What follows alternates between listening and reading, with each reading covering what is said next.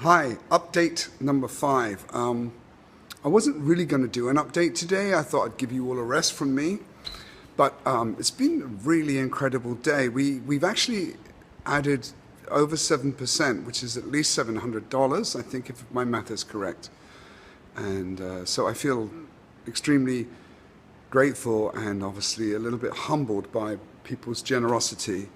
I wanted to share a quick story about how the Secret Theatre came to be. And it goes back to an initial act of generosity that I experienced when I emigrated here from Britain in 2004.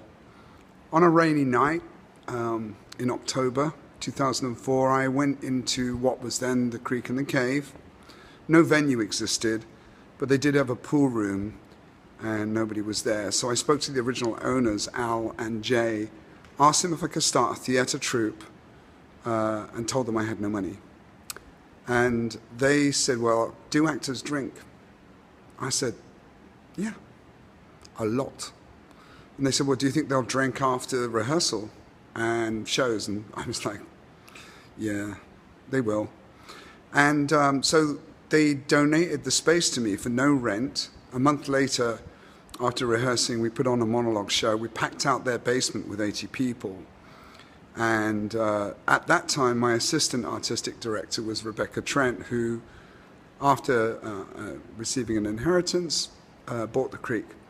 And I moved the Queen's Players to another venue, and the Creek went on to be a successful comedy club, which is fantastic. And then eventually I came to this building where I am standing now. I'm in the Big Secret Theatre. And even then I received some generosity from the building manager and the landlord and others. I had only just emigrated here, and for those of you who don't know, you cannot get a credit history even if you own property abroad, and even if you're a person of good standing and you've been in a job for 20 years, none of that transfers. So the building manager here, Raul, and the landlord, Bernardo, took a chance on me, and another friend of mine who prefers to be a little bit more anonymous, but his name is Alexis, lent me a small amount of money because my apartment in London hadn't sold.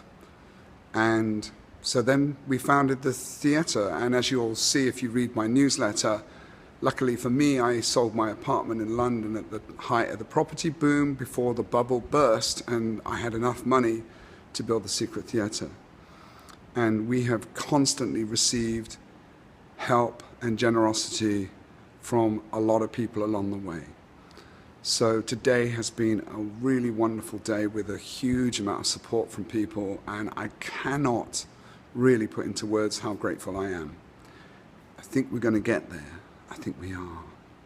And even if we don't fully make the 10,000, I will never stop fighting to keep this alive. So thank you, one and all.